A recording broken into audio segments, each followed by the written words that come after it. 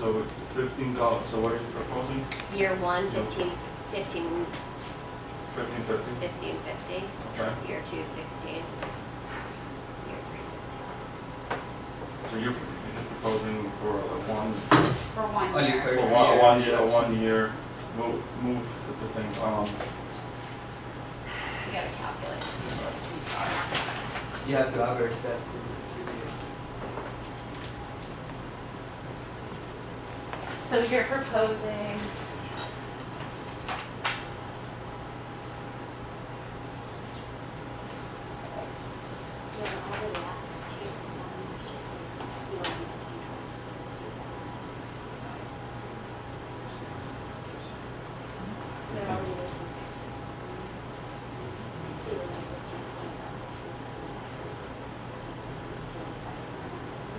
It will have to be, We're doing the math, right? This is what it is. Yeah. I think this is what you have.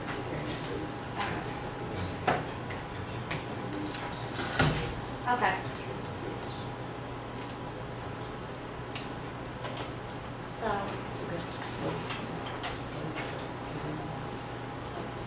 this is gonna be this only on the off months.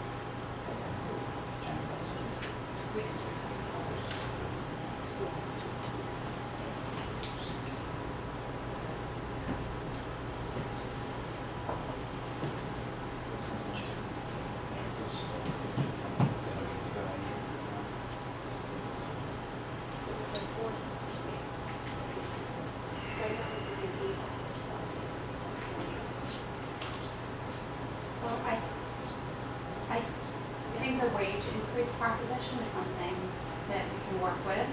And I think that number two, we also came to an agreement about. And then the You big, came to an agreement about. we had said, I was under the impression that we had said during the off months, we could work with.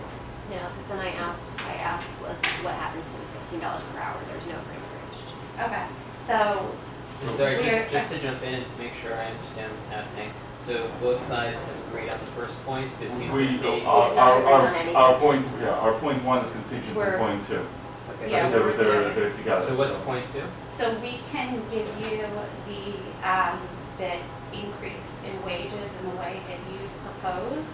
And that being said, if we could work on number two by decreasing the working hours only over the 3 off months that we have in the company. So working like 3 hours less a week during the off months, but during the busier season, we'd really like to stay with the workforce working at full capacity. It's full capacity. 40 The hours. 40 hours a 40 week that the workers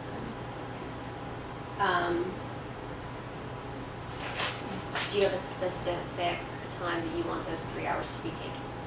Meaning, are you saying that every worker can decide with their supervisor what 3 hours a week they're working less those 3 months?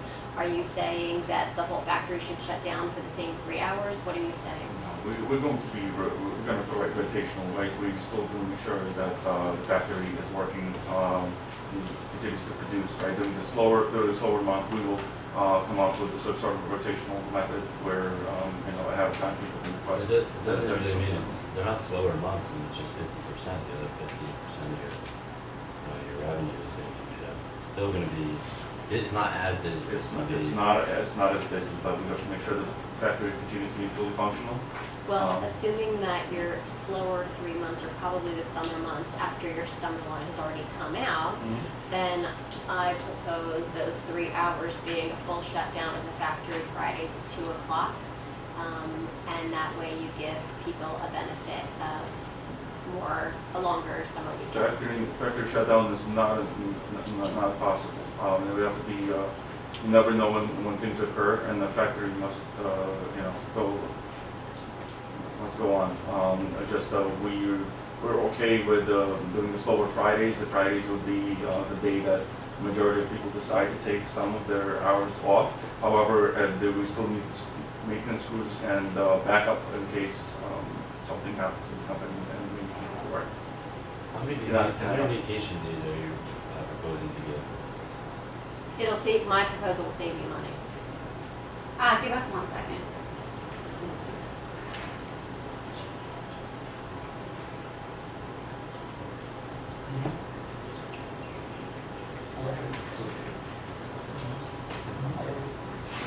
Right now they said 50/50 the first year, 16 So- the second and third years. So I think actually that's fine, because if we take that Friday afternoon overall for everyone, I think it gives the managers less of a headache to try and figure out the scheduling and shut down the plant. Maybe save some costs on running the machinery. However, the contractual obligations, in case something goes wrong, people are, obligated for time An and a half. emergency is an emergency. Maybe we can do like a backup call, so that people know that they're on backup call.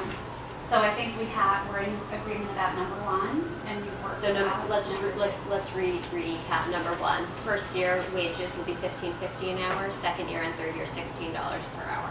Mm-hmm. 40-hour work weeks At 9. for 9 of the 12 months, And then 3 hours less a week. 37-hour work weeks for the summer. Great. And then the vacation. Vacation days, that's important. How many vacation days have you, what are your thoughts on that? So for us, we really like to give more vacation days, and again, during off months, it is definitely easier for us to work out. But would 2 additional vacation days maybe being able to be tacked on to like a long weekend for the workers work out? I So think- that they're getting like, How many is that? it could be like, it could work out It's like like it's 3 a weeks, Friday 3 weeks and 2 days. afternoon for some people, and then Saturday, Sunday, and it could be Monday, holiday, Tuesday, Wednesday, so it's almost like someone's getting a full extra week of vacation. Yeah, but not everybody's gonna plan that way. I think that if we have to negotiate any less than 3 additional vacation days, then we have to renegotiate the hourly wage to back to 16 from year 1. How do you feel about, do you think we could do 3? So what is the 7 days a week, 7 extra days? It's not 7, it's 5. Work weeks are 5 days. Oh, an extra week is 5. Okay. So how much less than that are you willing to accept? I think that she had mentioned 3, and I think You we mentioned could do that and then try to work out some of the blackout dates again during those busy months. It's 3 with the blackout dates that we need to be. Your blackout dates are gonna have to be a little bit more flexible, because There's just going to be a cap on the number of people within the factory. We will be flexible with you, it's just the number of people that can take up at the same time will have to be, During the busy in the busy months. end. Just during- We'll agree to 3 and shake hands. we agree to 3 extra vacation days. The slower amount of anytime vacation. So only on the slower amount. This of high anytime peak time of vacation. getting out your summer line, how long does that last? How many months of the year is that? It's a good question. 2 months? Listen, we want to make sure that we keep our workers happy. That'll keep your cars safe. You don't want people slacking or with bad will or anything. You don't want recalls because somebody messed up on your production line. So We'll go direct to for about 3 months. We might seasonally change, but once a year, we will put in 3 months of lower vacation on the schedule that the workers can potentially take. And not to say that they cannot take vacations, but the number of people per team has to remain at a certain level. I would It's up to say the that managers. we can even say that they can't take the extra 3 vacation days during the high season, but that we should definitely still allow it around holiday time for people, around Christmas and New Year's. Those are the times that people really look for those extra vacation days. So if we can say that those times are not blackout days for vacation, I think our employees would really appreciate that. I think That that's works out with reasonable. the nature of the production cycle. All right, I think we're good. Yes? Okay. Approved. Great. Okay, great. So before we move on and discuss the breakdown of this, I just need somebody to recap what the final deal is. Art, you have it? So for the first one, we did agree to the dollar increase. However, during the first year, it's only a 50-cent wage increase, and in the following 2 years, it'll be an additional. And the second year, it'll be an increase of 50 cents, and the third year, it'll remain the same. Sorry, so the first year is 1550, so Correct. then the 16, second 16. 1660, correct. Correct. What do we? And then we were gonna decrease the work week by Mhm. 3 hours during 3 months, This summer, during the summer. During the summer. on Friday afternoons from 2 o'clock to 5 o'clock. Right. So during 3 hours during increase during- just for 3 months. just for the 3 months where we have Without the making you Lots. low, yeah, Mhm. lower production period. And then we agreed on the 3 vacation days, compromise about, with a certain caveat of certain blackout days that we have to keep a quota of number of work.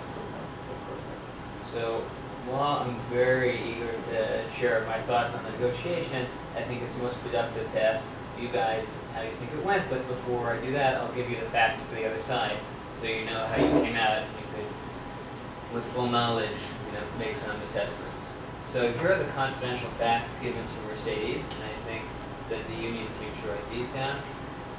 So Mercedes has authority to settle on the following terms or better: 90-cent per hour wage increase or less, 3-hour per week decrease or lesser decrease, and 3 extra vacation days or less. Then let's hear the manufacturer's side, and I think Mercedes had to jot this down. So manufacturers union, you have the authority to settle on the following terms or better: a 10-cent per hour wage increase or more, a 1-hour per week decrease or greater decrease, and 2 extra vacation days or more. So in analyzing kind of the negotiation, I'm really interested in hearing who you think did better, why, what styles worked, what didn't work. So if you want, we could go around. Joanna, if you want to start. Well, I think we did better on our end because we got them to their max on 2 of the 3, and even above their max on 2 years of the pay. So I think we did really well. So I'm really happy to hear that, because I think that we did well, because over the course of, point number 1, over the course of 3 years, we came out under what we were planning to do. So if you take the 50 cents plus $1 plus $1 divided by 3, it comes out to less than the 90 that we were authorized. And point number 2, the 3-hour weekly decrease, we could have done that over the whole year, but we only gave it to you for 3 months. And then we gave you the 3 extra vacation days. So, but everyone was happy, so that's amazing. Right. Well, So this was the win-win he was looking for. the point here that I didn't anticipate, and I actually agree. In this case, I think we did well based on what we were dealing with, but they did great based on what they had. I didn't anticipate the facts that they could be so drastically different of allowable numbers, right? It's like 10 cents and 9 cents. That's huge, Yeah. right? So then Right. But also taking both the involved different is- perspectives, and it really is sort of a win-win, because you walk away feeling like you did pretty well, because there are things that are important to you, like I think you used the term work-life, right, or whatever, there are things that are important to a worker that don't necessarily matter to the manufacturer.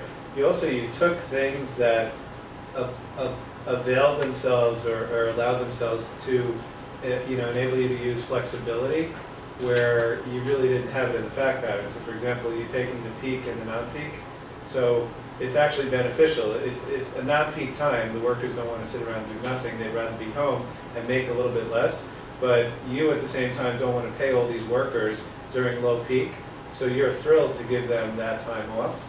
And, so it does end up being beneficial to everybody. Also, in terms of the dollar amount, if our laborers would have been happy with 10 cents extra on the hour, and we got them 50 and then a full dollar on the other Right. two, we did really well Right. for them, Even irrespective though of what they were going to do or Right, even though what net- was in their allowance. Because to a worker, it's your weekly paycheck. To a company, it might be the annual profits. And it's the different perspective. Does anybody think it matters who starts the conversation? I thought that was like a really awkward part in the beginning, and I was trying to I didn't know how to start the conversation. I was Right. trying to understand you guys a little bit, but I felt like I wasn't getting it. We felt like it was important for them to start because we're the ones who wanted something and they need us. So this is a really, there's no right answer to this, that's why I'm asking it.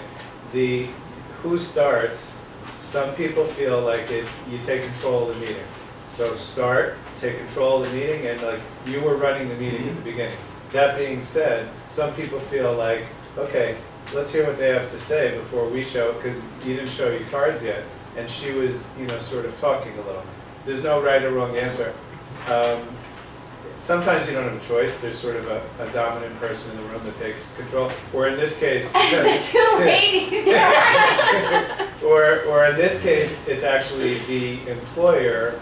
It would make sense for the company to come out and say, and it was also nice how you started with the positives of, we really appreciate your coming, we know how important this is to you, sort of pretending like you really care. And then We care. and that helps a lot. Does anyone think See, the that's a lot. location matters? So like, Yeah. I think Sometimes it's I feel like it neutral, does. neutral location of, I don't know.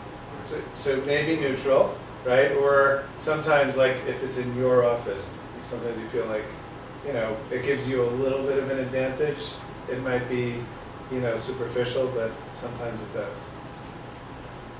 So whoever came up with these numbers, at least from Mercedes, needs to be fired, right? Because they didn't do their homework of just saying, just trying to figure out what employees, right? It's easier for them to know what they want, right? If they talking the noise than them knowing behind the scenes, but it's easier to get inside the employees to try to understand what they would be happier with. And to have such a number discrepancy, 10 cents to 90 cents is huge. So allowable, right? So I disagree. I don't think that the person who came up with the numbers should be fired, because I think the numbers are not saying this is what the other side is going to want. The numbers are your authority limits. So the numbers solely relate to your side. It's saying, guys, we need a deal, but only if we get this. Then we could do a deal, otherwise we can't do a deal. So this is the absolute maximum limit of your authority. So it doesn't mean you should go to the absolute maximum limit of your authority. It's just letting you know that's the limit. And that's just a fact. So this is what you guys could operate under. It has nothing to do with doing research on the other side. It's just, your authority. And then you, of course, as negotiators, should get as much on top of that as you possibly can. And it's up to you, of course, to do additional homework and research and sensing out the other side as to what they could give and what they can't. And here, other than around the table, you have no idea what they can give and what they can't. But the numbers aren't a reflection on them. And I think, for me, to chime in, the crux of this negotiation, the way you guys turned it into, I guess, was about seasonality, which was interesting on two levels. First, it shows that you guys are smart and you're listening to the fact pattern, and seasonality was part of the fact pattern. But for me, if I were in your shoes, and if this were a real deal, and if I signed this deal, I would be petrified. Because I don't think you stuck to your authority. And I think you found solutions that, while creative, were creative but went outside the authority, and somebody could be upset. And they might not be upset, but who knows? Because you have simple authority, and the way this is structured is not you guys have a free hand, you're the decision makers, make whatever own rules you want, you have to stick within your authority. So let's go through them and let me know, if you think somebody could lose a job, for instance, over settling on these terms, whether it's outside of the authority or whether I'm being paranoid and crazy and overzealous. Let me know. Because he used to work for a guy who fired people on TV. So For fun. let's go to the first one.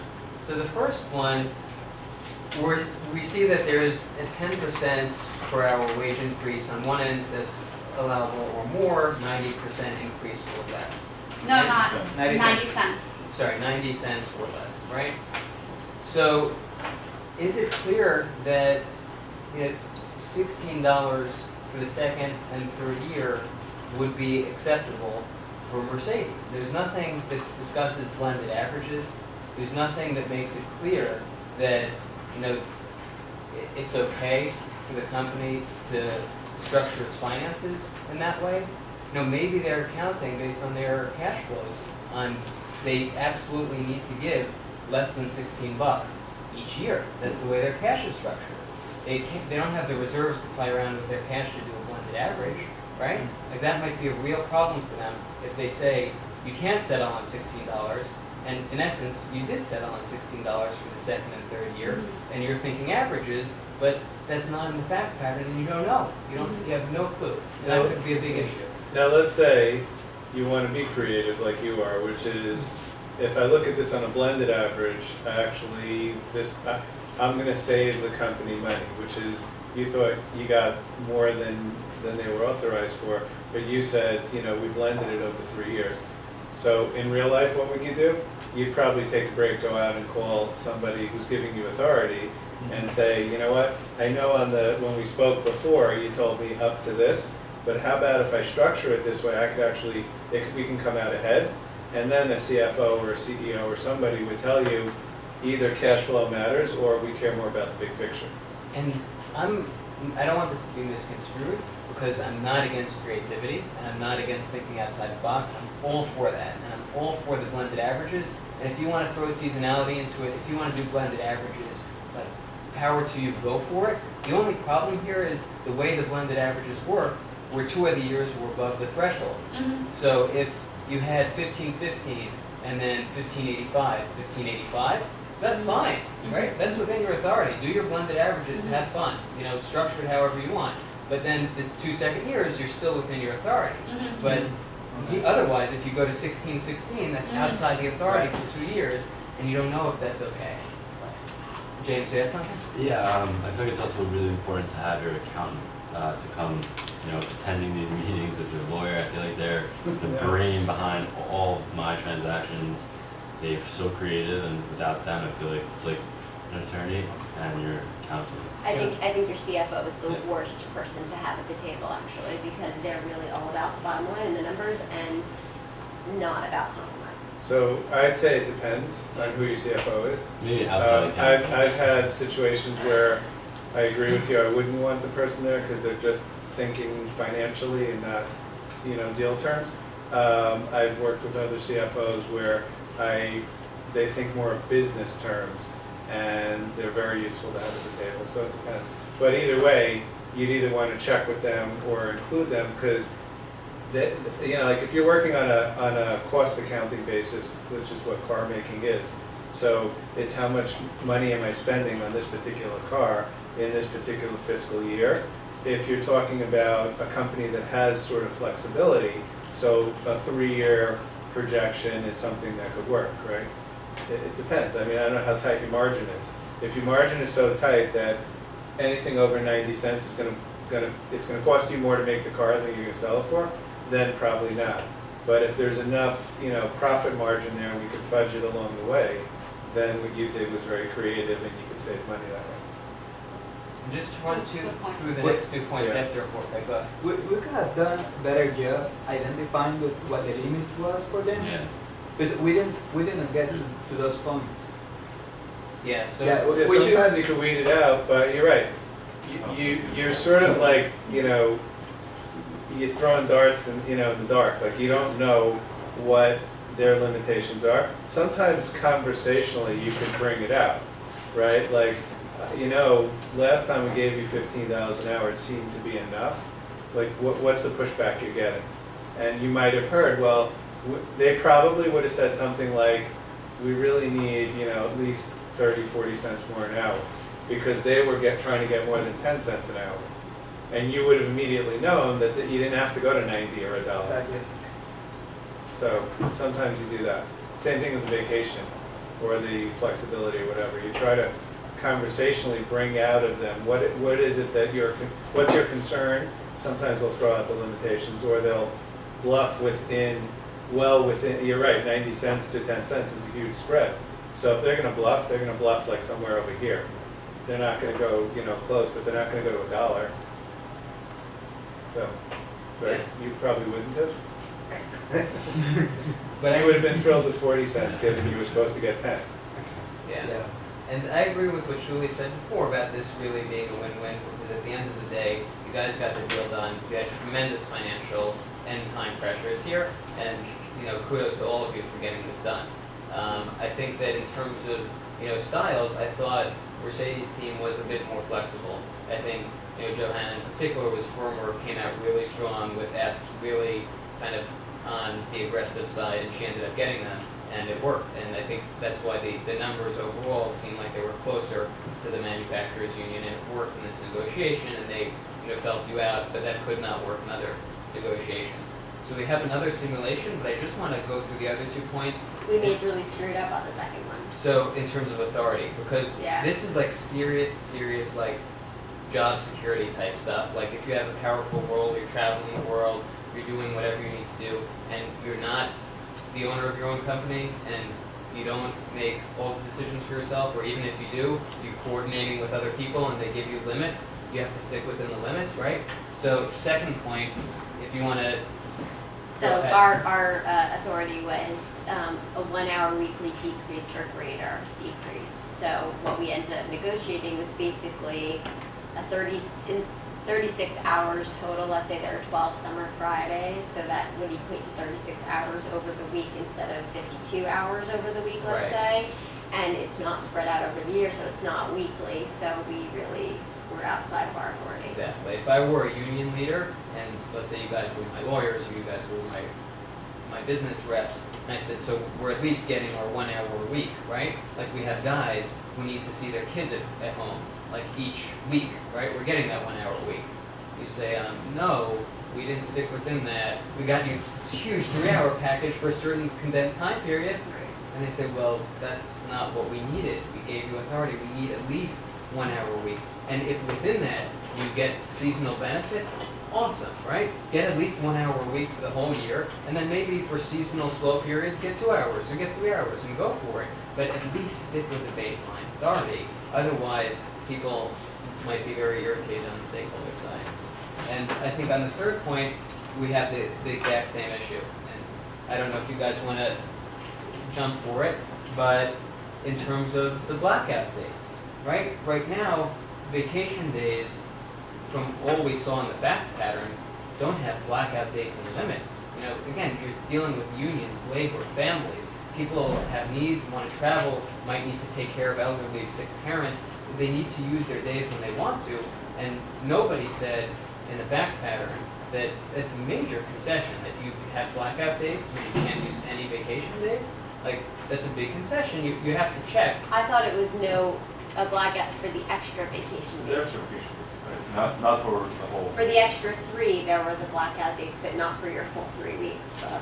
So the Right, three, even right, so, the 3 it's weeks the you same. already have, but your authority was to get at least 2 extra vacation days that are usable.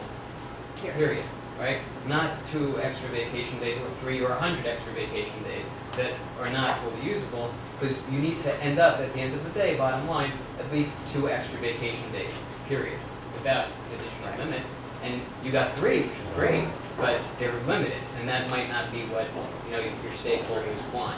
So sticking within the authority, knowing what your team wants, like even when you guys had incredible wins, but that's something that you really have to keep in mind.